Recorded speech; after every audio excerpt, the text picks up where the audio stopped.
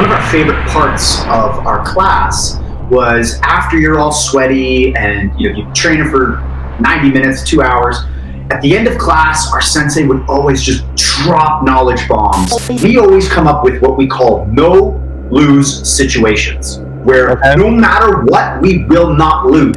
Budo was we just keep hearing about it, like, man, this Budo stuff has a vibe. And there's absolutely no way that Budo Brothers would exist without each other.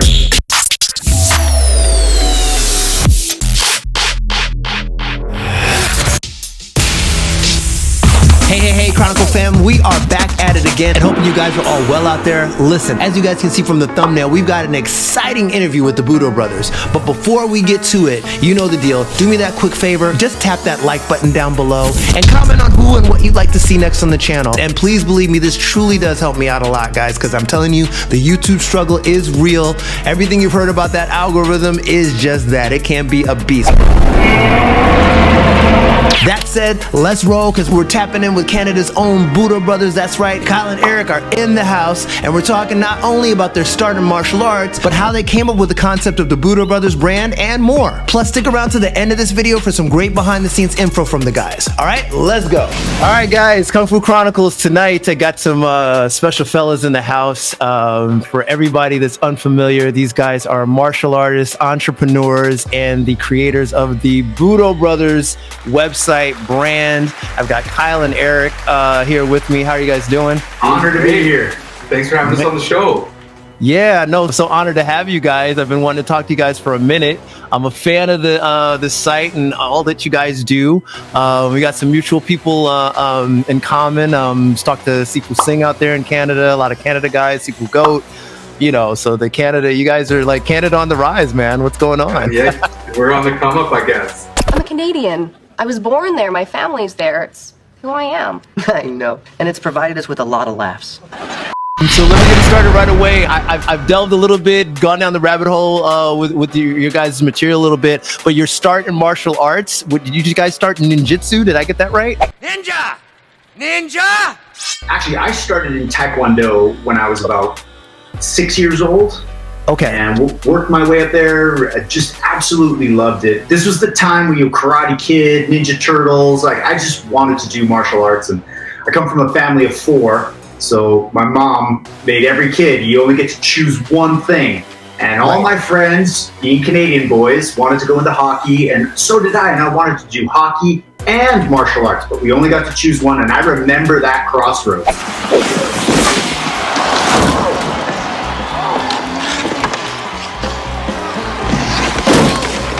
I either go to hockey with my friends or I strike off on my own and stick to martial arts. And I'm glad I went down that path. And for me, I can thank Ninja Turtles. Ninja Turtles, I was like, man, I want to be a ninja so bad.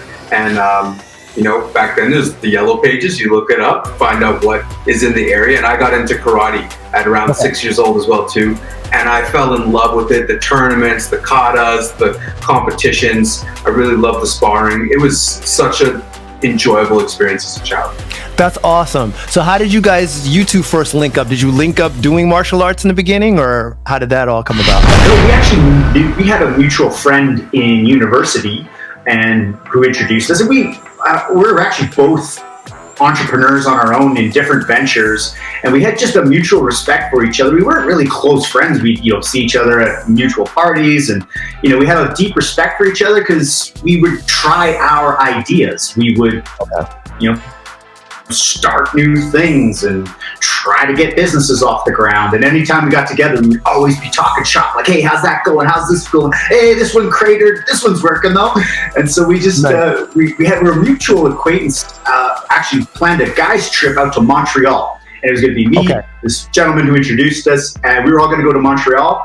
And the guy who introduced us, he bailed last minute, and it was just Kyle and I. We barely knew each other. Like, you still want to go? I'm like, yeah, I paid for it. Let's go. So we ended up going to Montreal, and it was so funny. The very first thing that Kyle and I did when we were boots on the ground in Montreal is we busted open the cameras and we started documenting our experience. We chopped together a video that just captured the essence of Montreal, our experience, And it happened just completely organically, and we didn't realize it till later on down the road. Like, whoa, when we saw this video like a couple of years ago, like, that was the first thing we did when we got together was make videos. And flash forward all these years later, we still just travel and make videos and put them on the internet. Yeah. So the script hasn't changed. But we haven't started Budo Brothers. It's probably 4 or 5 years after that trip. Mm-hmm. And we started training together at the same dojo, and Erik was doing ninjutsu, and he's like, yo, come try this ninjutsu thing. So, You ever heard of ninjutsu, sir? What's that? The secret art of assassination. Yeah, of course I have. That's when ninjutsu came in. Okay. Yeah. Mm-hmm. So yeah, we've been trying multiple martial arts, and ninjutsu was our first introduction to weapons arts. You know, the bows, the hanbo, the sai, the katanas, all those things are like all those things are around in the ninja arts, right? So we got to play around with that. But what happened was, while we were rolling on the mats, and actually Erik and I both came off of failed businesses at this moment in our life, we're like, oh man, we should do something together. Like we should start a brand. And with like a ninja, initially we're like, yeah, ninja guys, or like ninja dudes, or something like that. What the hell are ninja? And then we like set on this thing like Budo Brothers. Sick, yeah, let's do that. That sounds great. Yeah. Well, at the time, our sensei was one of our favorite parts of our class. Was after you're all sweaty and you've trained for 90 minutes, 2 hours. At the end of class, our sensei would always just drop knowledge bombs and just wisdom that resonates. And he's always talking about the essence of Budo and what it means to be a warrior of light. And the message just Budo was so, we just keep hearing about it. Like, man, this Budo stuff has a vibe. And I got to give it to ninjutsu, not even ninjutsu specifically. Our teacher, Sensei Jay Creasy, he was one of the biggest influences in my life that got me into the more spiritual aspect of like meditation, internal reflection, speaking with people, and like talking about what your mind is doing. And it opened up so many doors for me in the future, and in fact just really helped me, and I'm sure Erik as well too, become the man I am today. So that is really important thing with the martial arts journey, is also coming across these teachers that just change your life. So kind of give me the lay of the land in Canada. We were talking about it briefly before, but you found a ninjutsu school out there, and it's like not that easy finding ninjutsu schools, even like in LA or whatever. But is it more, what's the more prevalent martial art? Is there one in Canada or in your part of Canada, or what's that breakdown? Currently right now it's BJJ. It's like right in with the trend of everything. BJJ right now is the most popular. MMA schools are starting to pop up. But at that time, it was a little bit of a mixed bag. Muay Thai, everything. It's got a bit of everything, but the population's quite spread out. It's not as dense as like LA, where there's just so much. But I'm willing to bet on a per capita base, we're batting at a good. It's a strong martial arts community in Canada, or at least where we're from. There's a lot of schools. There's a lot. You just punch it into Google Maps. There's schools I've never heard of. There's schools popping up everywhere. And I think that's just a testament to how the martial arts is growing as a whole, with the rise of MMA. People that have maybe never even considered martial arts are watching, getting together on Saturday night to watch UFC. And maybe I should try that. And then they find something, and then all of a sudden, their life changes. And that's really what we wanted to wrap our brand around, is helping people tap into their true potential through martial arts. And that's always been our guiding light through Budo Brothers. Right. No, and I love that. I love that. Did you guys ever do any teaching on your own before you started Budo Brothers in your dojo, or? No. In fact, our goal is to just be lifelong students. We have no ambitions of owning our own school or teaching. You notice the videos we post aren't of the skills we teach. We really like creating this brand and this community, and we're really focused on connecting people and inspiring people to start martial arts versus us giving the information about that. And it's kind of nice because we just get to have fun with it. We're not locked into one style or one thing or one class. Like, we get to go explore so many styles and systems and instructors and people, and take the things that we like from all of that and share it with people. So initially, when you were starting the brand, obviously you felt like, okay, there's a hole in the game that we can fill. And was it really just about that motto? Like, hey, we want to bring something to the table that really helps people in the martial arts world? Or what were you guys thinking? I know it started as kind of like you guys videoing yourselves, but... To be honest, it was from a place of wanting to learn. Okay. Both Kyle and I wanted to learn e-commerce. As entrepreneurs, like, entrepreneurship is in our blood. This is in our DNA. Ever since we were kids, I've run a dozen businesses into the ground, but I've learned a ton of lessons in the process. Right on. Right on.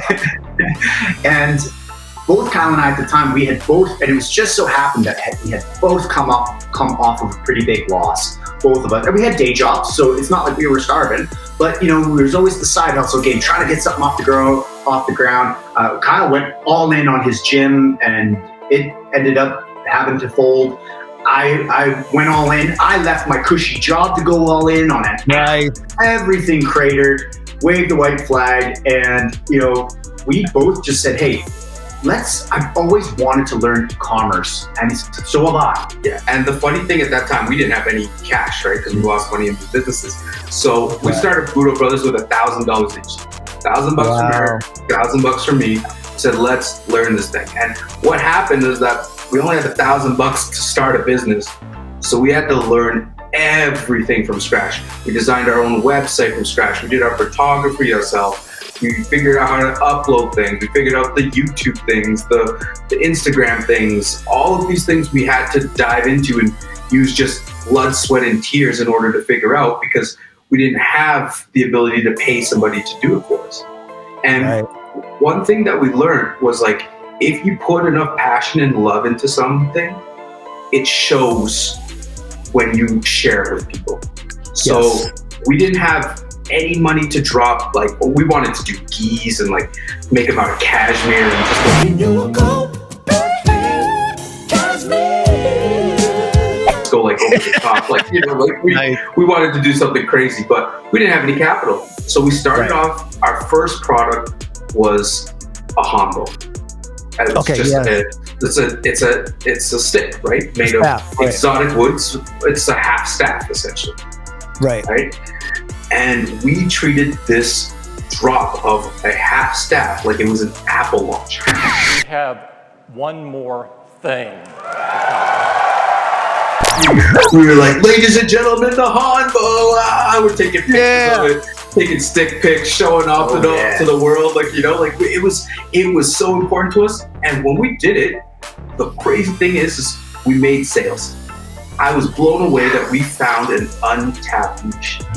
And it kind of got a life of its own, where we just kept feeding it, despite it being a very slow process. And I think this is one of the keys, is the patience, which is very difficult. We want things now. We want to be the overnight success. We want the results. And what we've learned is you've got to marinate it. You've got to give it the time. You can't tell a tree to grow from a seedling any faster than it can. It's going to grow at the pace it's going to organically grow. Now, we could have raised a bunch of money and put it on overdrive, but then guess what? Now we have new bosses and we have new people to please, and nothing's changed. So we decided to go the difficult route, where it's going to be organic. This is going to be us. Every dollar that we make is going to be reinvested back into the business, and we're just going to grow it brick by brick. So we worked at this, and we didn't pay ourselves $1 out of Budo Brothers for the first 4 years. More than that. 5 years of operating the company. But we just had the vision and the drive to do that, and the market was the justification that we're doing something right, because we did the sticks, and then all of a sudden we're like, wow, Erik invented the hoodie-gi, which is a hoodie and like a street style hoodie and the gi combined. Right. And that was our product that really brought us into the market. Right. We dropped that one. That ripped. That was a company maker. Yeah, I was gonna ask you about that one. I knew about the start with the stick, but I read that you had to travel first before you got the idea for the hoodie. How did that go down? Like, so we wanted to go figure out apparel manufacturing as well. And again, we don't know anything about this. Like, we know nothing about any. Like, literally, Kyle and I had no idea how to start an e-commerce brand or do any of this or clothing manufacturing. None of us. Google, where are clothes made? Vietnam. Hey, you want to go to Vietnam? Yeah, let's go. So we show up in Vietnam with no plans and just start knocking on factory doors. Yeah. And literally, we went to this Google site, we found a pin, and we're like, can you take us here? We were like in Google Translate, and we knocked on the factory door, and they're like, whoa, who are you guys? And they thought we were like an op or something like that. Like they were right. Like us. But yeah, we just worked our charm and talked to these people, and we found out manufacturing. Like we were able to meet somebody, shake their hand, and like, hey, yeah, you make stuff with us. Now we had actually invented the hoodie prior to that, but the way the hoodie actually came about, it's really just a spur of the moment, bolt of lightning. We were training one night and it was super hot. It was hot inside the dojo, and we were just working really hard. My sensei said, you know what, take 5 minutes, go get a breath of fresh air. Everybody's drenched. So we went outside, and then I got deep. I was telling a story or something. I for whatever reason, my subconscious brain thought class was over, and I had worn a hoodie to class that night. And it was a little chilly out, and so I went to go pull up my hoodie, but I looked down and I'm wearing my gi, and I'm like, the hood gi. It seemed like a good idea at the time. I instantly got home that night, and I sketched it out. I'm like, we gotta do this. And the guy was like, what? Didn't have any faith in it. It didn't make any sense. And that's how Erik and I's relationship always is. I'm like, that's a stupid idea. Prove me, and it's like almost like prove me wrong. And then we have these conflicting ideas, and then one proves the other one wrong, and then we run the idea. So that's how a partnership is a great way to have a business, because it's like you have two sides, two different opinions, and one has to love their idea more than the other in order for it to get run. And there's absolutely no way that Budo Brothers would exist without each other, because there's some times where, I'm in the dumps, Kyle's having a hard time. It's like having that partner that's gonna pick you up when you're down and keep this going, where it's like you almost feel, I'm accountable. This isn't just about me. This is about my business partner, and it just makes it so much easier when you have someone to celebrate with and to loathe with. And to bounce your ideas off of too, like you guys do, right? A collaborative effort. Because I'm not gonna lie, at the beginning, like when we put this business plan across people's table, or like told people about our idea, it was a laughing stock. People thought it was the stupidest idea they've ever heard. You're going to sell sticks on the internet? It'll never work. In fact, Erik told that to like the people at his work. He got laughed out of the office. Oh yeah. Wow. And and it was just, and I don't blame them. It doesn't make sense. You're gonna go do what? How big is that market? How big could that possibly be? Like who are the competitors? And it's like, this is the thing. We didn't even look at the competitors. We just, and I think one of the reasons why we were successful is that we didn't focus on those kind of details. We approached it from an opportunity to learn and grow our own skill sets as entrepreneurs. Whether or not we always come up with what we call no-lose situations, where no matter what, we will not lose. There's only one rule. I will not lose. If we start Budo Brothers and it doesn't work out, we're going to learn so much in the process that it's a win. So why wouldn't we try it? Right. Right. So that leads me, because obviously people see the end product, which is the website, which is so big now and everything. But talk to me a little bit about, because always the failures will lead to the successes. Are there any products where you tried and kind of failed and but maybe it led to a better product down the line? I'm not gonna lie, failure is literally in the DNA of Budo Brothers. Like, we just failed on something the other day, and it's such nonstop. Yeah, but one of our biggest failures, I would say, was after our trip to Vietnam. Good morning, Vietnam! We came up with this product, and we still want to bring it out. But It's hot. It's called the card, and it was this just amazing throwover for after training, royal blue and white. You could flip it over. It just was so flowy and nice, designed perfectly. So when we went to Vietnam and we got this thing, we figured it all out with them. We worked the cutting and stitching, and for whatever reason, after all that work, all that groundwork, we ordered the samples. They were perfect. We're like, all right, this is going to be another company maker. This is going to be another hoodie-gi.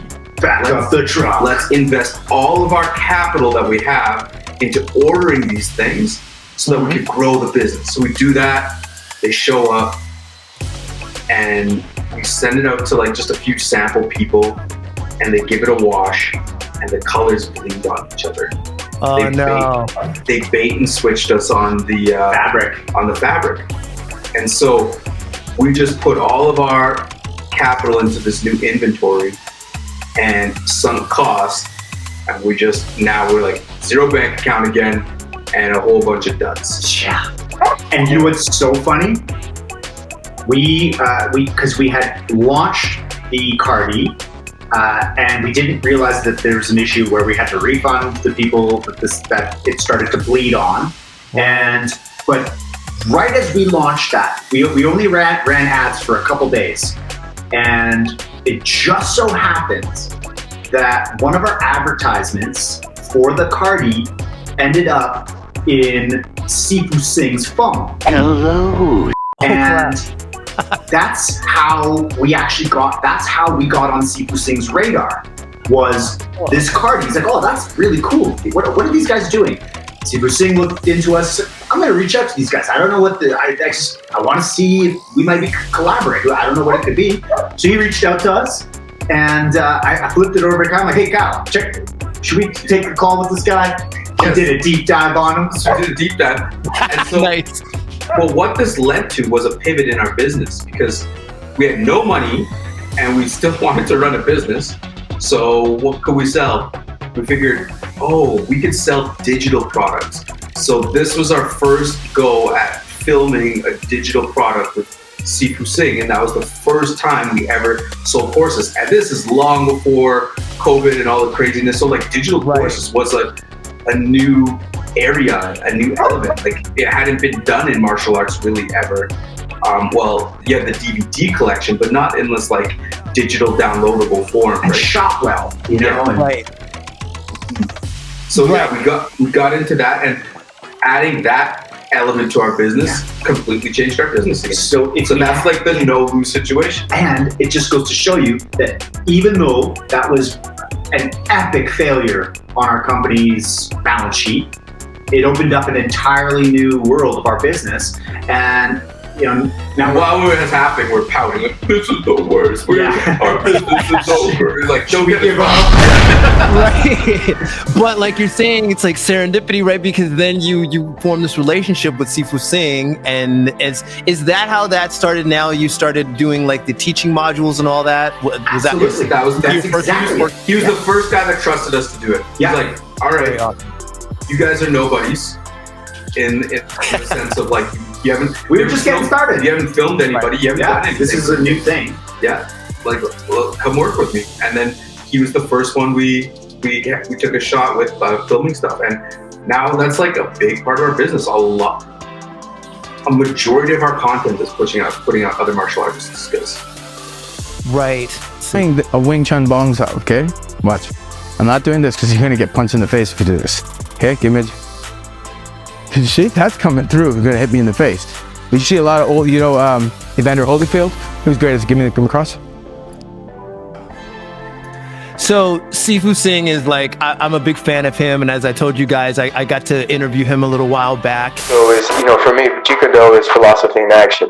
So oftentimes the people that are coming from it are wanting something that's direct, something that's to the point. And I think this is probably true of you guys because I see it in so many of the collaborations you do. I'm just a big fan of people that I think are just so proficient in the martial arts that it's like, I'm like you, I'm like the ultimate student. So anyone I feel like I can learn from or pick up something from, or even just have find a different way of doing things, I'm just all in. So when you first finally met with Sifu Singh, was it like, oh yeah, hey, this is like a no-brainer, we're doing this, like let's just roll with it? Or what was that like initially?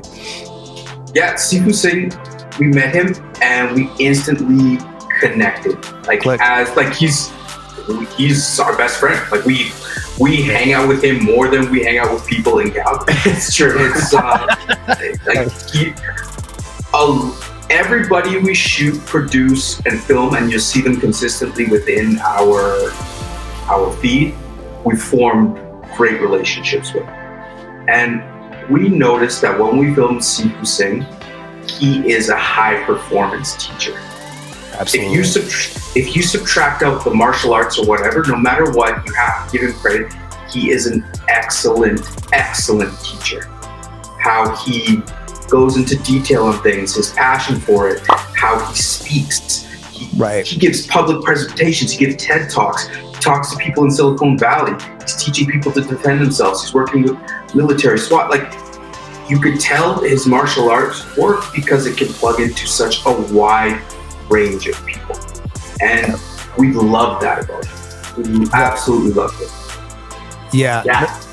There's one thing that Sifu Singh does better than anyone I've met, and that is communicating wisdom. He is so good at putting wisdom into words that can be absorbed by anyone. And when he speaks, I shut up and listen. Yeah, I was just about to say, he's so articulate, especially when it comes to conveying the martial arts and how to do techniques. And just to let you know, as part of my background, I'm a Kung Fu guy. I started in Kung Fu, but I also train in Krav Maga, and I'm an instructor in that. And a lot of that is instructing. It's like figuring out more than one way to explain to students, because not everyone picks up, some people are visual, some people, pick up just the word you say. So it's like about explaining or how to explain things in more than one way so that it will click with everyone. And Sifu Singh has that down pat beyond, explanation, right? Yeah, at least I think so. For sure. And the best part is that you don't have to be a martial artist to get this life-changing wisdom that you can plug into your life right away. We flew him up for a seminar called Battlefield Strategies for Business, how to leverage the principles of martial arts and put it into your business and your professional life. We filled it with a room full of about 100 different executives from downtown Calgary and killed the show. And that actually helped us raise money for our nonprofit, the Budo Youth Fund. He was the one that helped us get that kicked off the ground, help us raise our very first round of funding that we then go and help fund kids for a year in martial arts of their choice, which has been such an awesome program. There you go, the Budo Brothers, Kyle and Erik, dropping mad gems and sharing some great stuff. And I hope you guys are enjoying so far. Listen, what form or styles of martial arts do you guys practice? Let me know down in the comments. I'd love to know so we can keep the discussion going, because in part 2 of this interview coming up soon, we'll talk about even more of their teaching instructor modules, plus their specific steps on how to plan for success. And so we always want to make sure that all the content that we're putting out hits one of 3 buckets. It either entertains, educates, or inspires. And don't forget to follow me on all of my socials. I'll leave them up here for you guys. Give that Patreon link some love if you'd like to see some extra exclusive content. Got that there for you as well. And check out a few more videos I'm sure you guys are gonna like over here. Thanks for watching. Stay safe. Get ready for part 2. See you in the next round. Keep punching.